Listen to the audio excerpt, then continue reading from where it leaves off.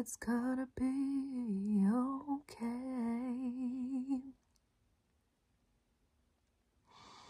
Don't fear the worst. The best is in front of us, yeah.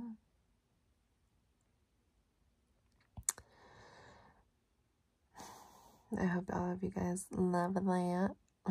So I am working on my music, and it has been a great day. It has been a great day, I could say. And you know why it's been a great day? Because I decided I was going to have a great day. You know, I woke up this morning and I had the weirdest dream too. Guys, I had the weirdest dream. I had a dream about, I swear that I astral travel in my dreams.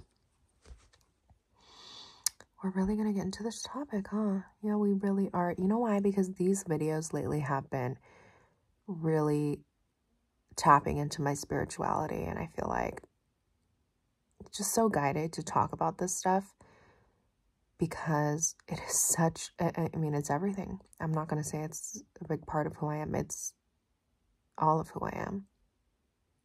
So, again, I am using this channel to be a clear vessel to talk about information. Talk about, it's just like a very free-flowing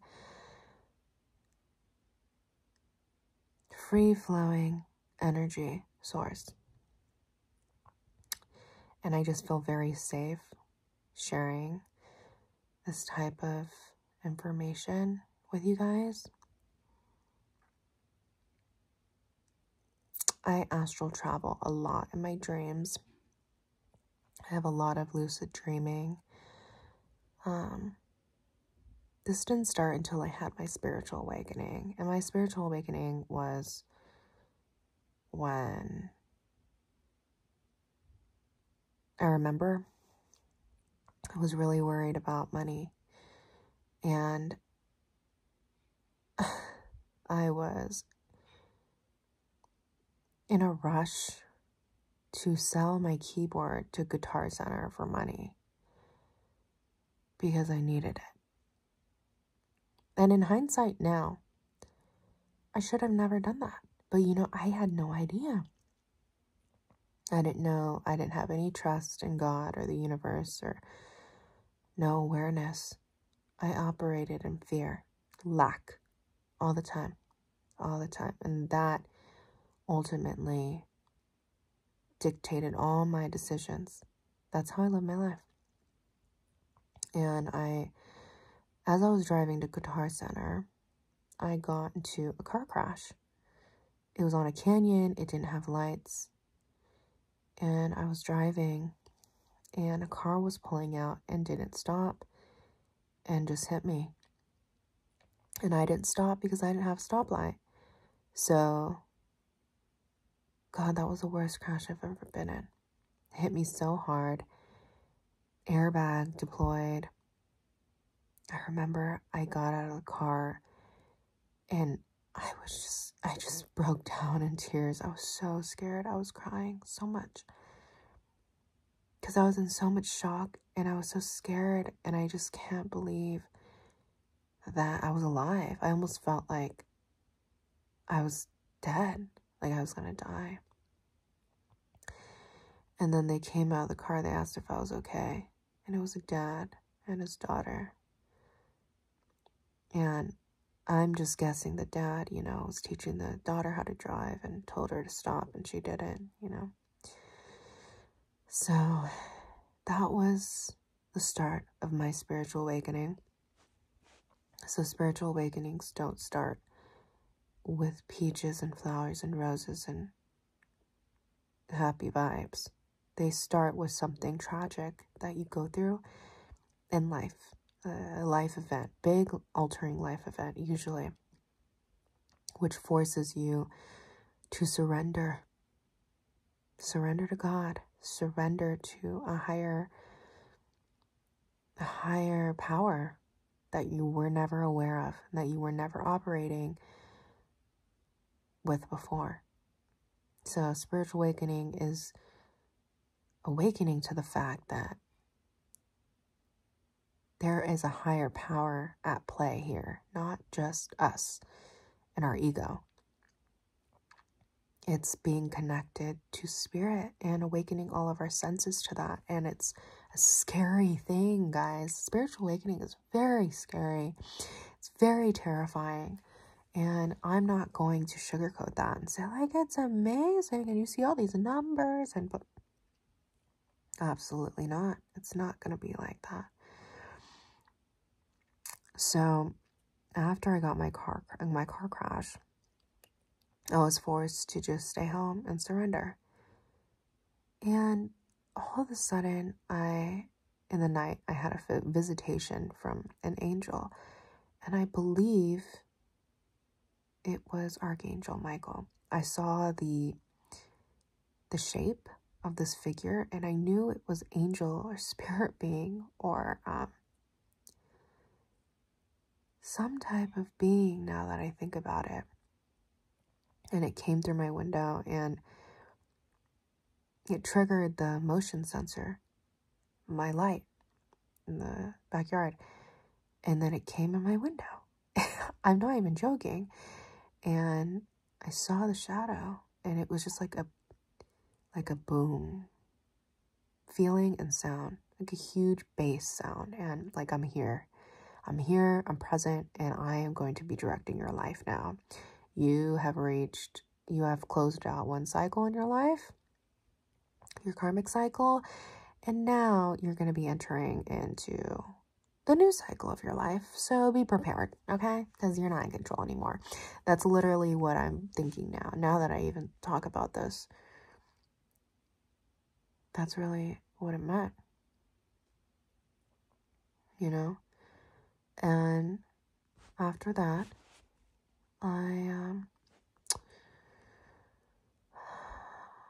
I was trying out music, it just wasn't working out.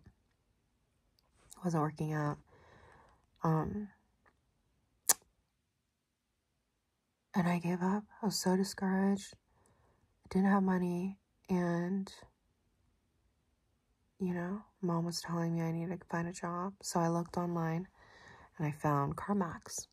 So CarMax, I went there and I worked there. And then I got into a relationship for 4 years. And in my relationship, I learned a lot of spiritual lessons. A lot of spiritual lessons. Lessons I needed to learn. Lessons like to really be grateful for what you have. God really humbled me. So I was driving I believe 2018 brand new Honda Accord coupe. So nice. Took care of it. And crashed it. Okay. And then insurance gave me a check. And then I bought a 2003 Honda Accord, full cash with the check. So I don't have any car payments now. Okay? So God really was like, honey, I'm going to teach you how to really appreciate everything you have. And I'm going to show you, and I want you to learn that material things are outside of yourself. I want you to grow within. Money and material things, it's not what brings you value. You bring yourself value.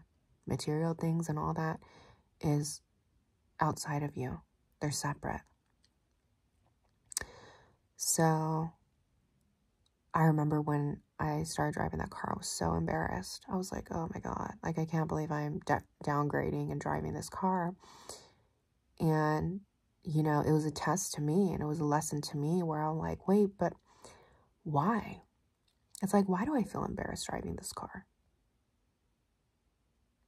It's like, who cares, right? It's like, do I care? No, I care what people think. But I'm like, why do I care what people think? And if people really judge me about driving an old car, then they're not meant to be in my life, you know? Then I really see who they truly are, and those types of people I don't care for, because people should care about me and not the car I drive. So I'm just being very transparent with you guys. But yeah, God really taught me how to drive an old car and not feel like embarrassed by it. I learned about food stamps. My business was slow. So I had to sign up for EBT. For the first time I got food stamps. And God, what a blessing, right? To be honest, I have no shame in this at all. No shame in this at all. It's a blessing that the government, you know, we have access to money to buy us groceries and food every month. It's hard out here for families, and the fact that we even have that option is a blessing. So I have no shame in that. And so that was one of the lessons I learned. And to not feel ashamed for doing that, but to feel grateful and to feel not like I'm less than for having to do those things, you know? So that was a huge lesson. Huge. You know, I think before that I was a little materialistic, you know. I wouldn't really see people and what they have, but I would be hard on myself, or maybe self-conscious about what I have and what people think. And ever since that, I just don't care. Like, I don't care about how much money people have. I don't care about what kind of car you drive, or I truly value your character and who you are as a person above all. That's what it really taught me.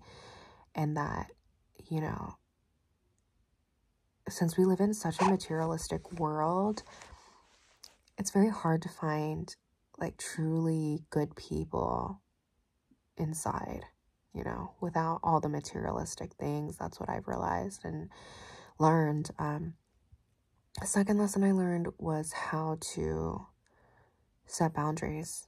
You know, I was a recovering people pleaser, and I would just say yes to everything, to everyone and everything. I'd be so deathly afraid to let anybody down or make them feel bad or make them feel like I'm not doing enough. Like, I would do things just so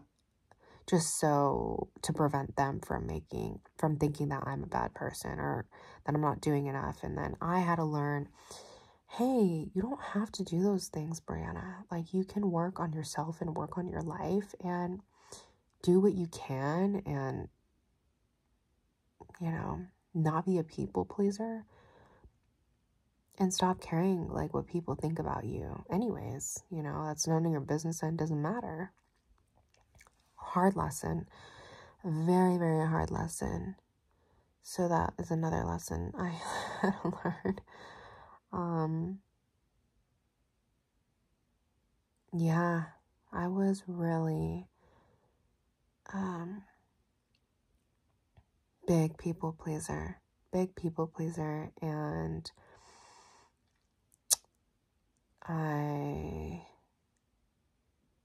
in some ways, I was naive, and I feel like for 4 years, I've really matured into an adult, a lot wiser, more secure woman. So that's how my spiritual journey went. Besides that, you know, after I had that visitation from my angel, I started seeing so many numbers, like 11, 11, 10, 10, 2, 2, 3, 3, 4, 4. 5 everything. And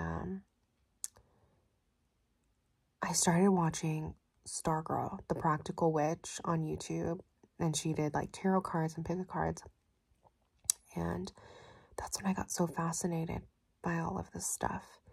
And I learned, I looked up this website, Joanne Sacred Scribes, to look up the angel meanings of the numbers. And I was saying 1010 before I started my new job. And 1010 means endings and new beginnings, like huge life changes. And now that I remember seeing it, my life truly changed, like night and day, you know. So it's crazy, the era, you know. And I've been seeing 1010 a lot lately too. And I just know I'm entering this huge, like, new cycle and phase into my life. And I'm just really excited, guys, for this phase, because God, I feel like this phase is going to be so amazing. Like, I feel it in my heart, my soul, like, this is what I've been waiting for. It's just like everything before that's happened in my life has really, I truly feel, just been preparation for this next phase. Like, and I'm just so grateful. Like, I survived it all. Like, I think it also taught me how strong of a spirit I have and how much of a warrior I am to overcome so much spiritually, mentally, and emotionally, and not give up. Because there was really hard times, and I'm here, and I'm standing, and I'm stronger, and I'm wiser, and I continue to grow every single day. But yeah, after that, after seeing, you know, the numbers, I started getting vivid dreams, guys. Like, a lot of vivid dreams, like lucid dreaming. Lucid dreaming is when you know you're dreaming, but it just feels so real. Like, you're like, I feel like my soul travels to different dimensions when I'm asleep. That's how real it feels. And it's great. Like, like now I'm used to it. Like, before, when I started lucid dreaming, I'd get really scared. And it would be hard for me to decipher what's real and what's not. And now that I'm used to it, it's fun. I love traveling to different dimensions. It's like, it's great. I love doing it. The first lucid dream I had, I think the first, like, big dream that I have that I remember was when I was in the new house and I took a nap. I was working at this eyelash studio, and I took a nap before, and then this, like, shadow being, like, walked inside of my bed, and then, like, came in my body. And then the dream, I was like trying to talk, and I couldn't, and I was trying to not scream, but like talk, and it couldn't, like, talk. So I don't know, like, I did like a lot of cleansing in that house. I don't know if that was like a spirit in the house, or I intuitively feel like it was. So I cleared it out, you know. After that, the ones I can really remember are the dreams of me being in the ocean and being amongst whales in the ocean and being really close to them and just like swimming with them. That was like such a cool dream. Like, those two dreams I've had, amazing. I was in the ocean and I loved it, every second of it. Another dream that I had that I remember, I was in my backyard and I saw, like, you know, spider webs, and my backyard was a pond and it had fish, and it almost seemed like it was in the future. You know, it's like a prophetic dream, and I intuitively kind of feel like that, you know. I had a lot of dreams with animals, like a moose, like, entering my backyard door. I had dreams of animals like lions and cubs, and last night I had a dream of, like, somewhere in a barn house too, like where I was living. And then I had these two big moths, you know, that I remember. So I have a lot of dreams with like animals and insects and nature because I feel like I'm really connected to nature and animals in general. Other things that I can think of. So yeah, dreams.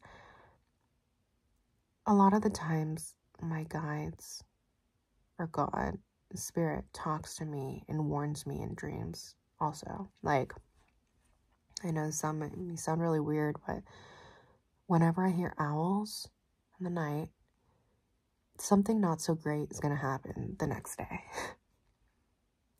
And it always happens every time. So when I hear owls in the night, I'm like, oh God, what's coming? Like, what's going to happen? That's a sign.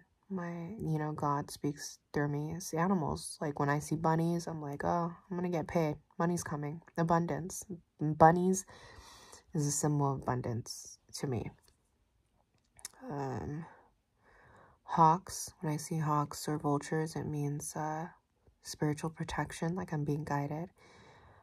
So I'm very connected to my spiritual self now.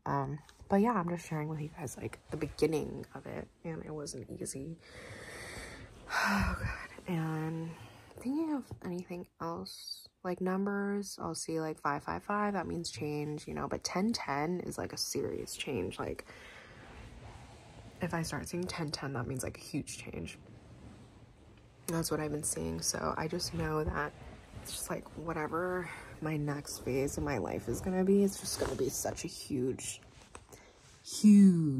like life change, and I'm ready for it. I'm just like really excited for it. And it's just like another thing too is I've noticed that it's like, don't try to like force change. Like it will really just comes to me. Like it comes to me, like God makes the move in my life, you know. And that's why I'm sharing with you guys you know, feminine and masculine energy. It's like if things aren't happening like that you really want to happen, there's a reason for it. And you know, we're really not in control. We're in control as much as we can, but if it's just not working out, you have to just surrender. And it's just like God's in control of what happens in your life. You know, there's certain things that just are destined to happen. For me personally, it's like when I fight against the universe, just doesn't work out. But when I surrender and I just let go, God makes the move in my life. And then I'm like, okay, you know exactly what to do now, you know? So that's kind of where I'm at right now, is it's like I'm doing what I can. And at this point in my life, I'm just coming back to self and my confidence and like my authenticity.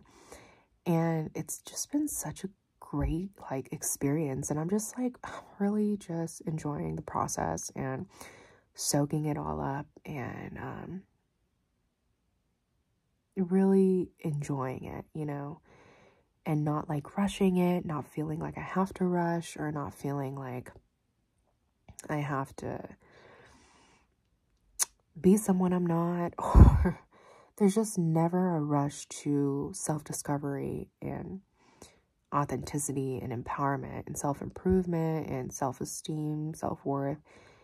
That takes time, and I want it to be the most authentic version of who I am. Like I don't want it to be forced. I don't want it to be fake. I don't want it to be anything other than just real. Because when you're real, like, you're free. When you're real, you don't have to try. You know, you don't have to put on a mask. Putting on a mask is exhausting. Like, why would you want to keep putting on a mask every single day of your life? Like, and I think the biggest belief is to know that you're enough. You know, you got to overcome the fear or the belief that you're not enough. And people do all these extra things and put up all these faces because they feel like they're not enough. And that's the belief, the core belief. But my core belief is I am enough, you know? And it is something that I work on every day. But that's the root of the problem, is believing that you're enough. Believing that you're beautiful just the way you are. You don't have to work for love. You don't have to do all these things to be seen and to be heard. And to, if it's not meant for you, it's not meant for you, you know? If people don't vibe with you, if they don't like you, that's okay. You're not going to resonate with everybody. Not everyone's going to like you. And that's something that I had to learn too. You know, as a people pleaser, you want everyone to like you. But that's just not real. It's not the reality. Because why would you bend and mold yourself into what everybody wants you to be to abandon who you really are? You're going to forget who you are. So this is just the era of being unapologetically me and not caring if people like me or not, or reject me or not. And that's on you, and it's okay if you don't like me. And that's the thing too, is like, people are also entitled to their own opinions, and if they agree with you or not, or if they don't like you, like I don't have to like someone, you know. It's like, we're adults and we can choose to spend time with someone or not. We can choose to not like someone or not. And that's the great thing about being an adult, is we can decide that. And as an adult, adults are capable of being disappointed, you know. Like, don't say yes when you mean to say no. Don't do something when you don't want to. Like, just because you're afraid they're going to get mad. They can get mad, but they can handle it on their own. They can handle that emotion, you know? So that's something that is just so important, to staying true to who you are and being authentic. Say yes to yourself always, and know when to say no and to walk away and choose yourself. And not everybody's going to be for you, and that's okay. That's okay, because you're not meant to be for everybody. You're meant to be for the right people. So yeah, I'm thinking what else. Yeah, after all that happened, right? After all that happened, started seeing numbers. Trying to think of anything else, like, in my spiritual awakening that really happened.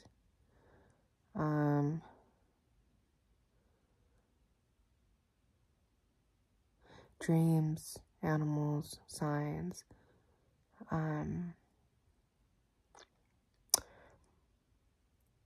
One thing, though, I could say that I've gotten a lot better at is just surrendering and trusting God.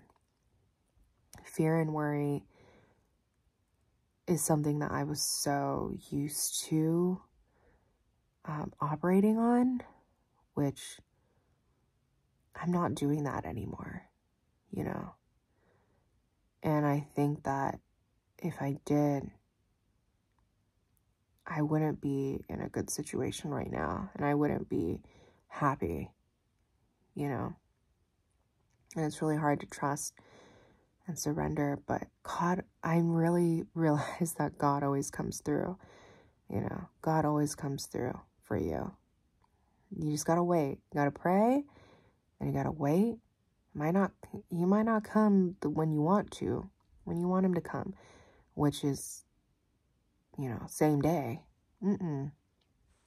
God will come maybe in like 4 days, and it could be an idea through some other person, or through what someone tells you. That's the answer to your prayers. So, for any of you guys who wonder why you're praying but your prayers aren't being answered, they will. They will. But you just have to be patient, and it might not come in the way that you think or that you envision. So, yeah, guys, so trust a little more, have gratitude, and keep going. Stay committed to your commitments and have a little more faith. And I love you guys. I'll see you in the next video.